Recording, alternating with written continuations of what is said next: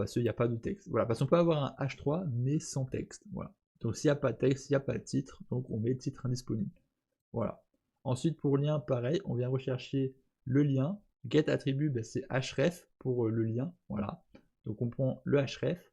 Voilà, donc là, inner c'est pour recopier le texte. Là, on va rechercher un lien. Et dans le lien, on a un href. Et dans ce href, c'est là où on a le lien. Donc on va récupérer le lien dans le href qui se situe dans le A.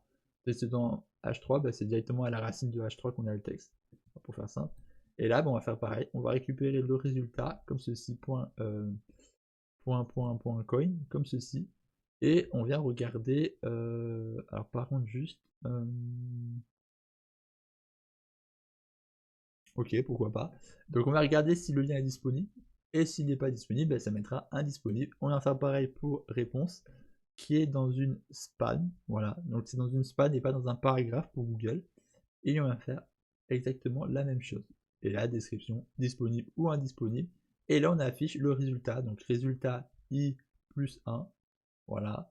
Donc là c'est pour donner le nombre de résultats qu'il y a, les titres, et ainsi de suite. Voilà, comme ceci. Ouais, parce que le premier résultat, je crois qu'il est à 0. C'est pour ça qu'on fait un plus 1. Parce que ça fait 0 plus 1, donc ça fait 1. Je crois que c'était comme ça, c'est pour ça, ouais. Parce que je crois que les résultats, ça commence avec le 0. C'est pour ça qu'on a un plus 1 dès le début. Ensuite, on a le titre de résultat, comme ceci, le lien et la description pour avoir les informations. Et ensuite, on ferme le browser, le fichier, l'élément. Voilà. Et ça, c'est pour Google. Pour YouTube, je vous laisserai faire la même chose. YouTube, ça vous permettra d'ouvrir des vidéos et vous pouvez faire exactement la même chose. Voilà, avoir les différentes ressources. Voilà. Et ensuite, ce que je vais juste faire, c'est que je vais prendre tout ça. Hop. Et ce que je vais faire ici, c'est qu'avec tout ceci, je vais faire, alors juste, je vais reprendre, j'ai pas bien pris, je vais faire un tab comme ceci, tac, boum, c'est tab ici, hop. Et à l'intérieur de ce tab, je vais faire une def. Voilà, je vais faire une def que je vais nommer Wikipédia, tout simplement. Voilà, hop. À l'intérieur de Wikipédia, je vais mettre aussi question, comme ceci. Et ici, je vais mettre question. Voilà, hop. Tout simplement, on fait appel à question, tout simple. Du coup, voilà, là, on a ajouté du coup pour Google. Alors, je vais juste enlever le cherche, je sais pas pourquoi je l'ai pas enlevé plus tôt. Voilà, on enlève le cherche pour être égal à Google, voilà. Et d'ailleurs, ce que je vais faire, c'est que je vais plutôt prendre Google ici. Voilà, je vais faire un cut, voilà, tout simplement. Et le Google, je vais plutôt me le mettre là, ici, dans ça.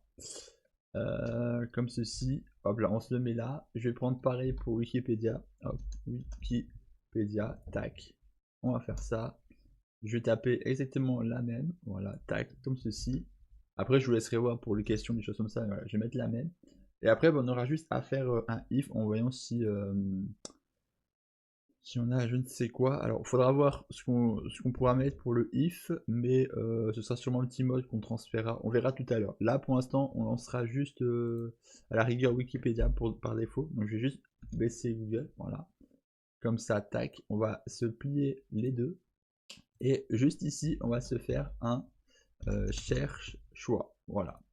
Alors normalement vous deviez l'avoir déjà si vous avez suivi la précédente vidéo, c'est juste que moi je sais pas pourquoi je l'ai supprimé entre, bon. Mais en tout cas vous devriez d'abord l'avoir, donc si vous l'avez pas c'est pas grave, vous l'ajoutez à nouveau. Et du coup on est parfait. Et maintenant on va s'occuper de stocker les données. Donc on va commencer par stocker sur Wikipédia pour récupérer et stocker. Donc,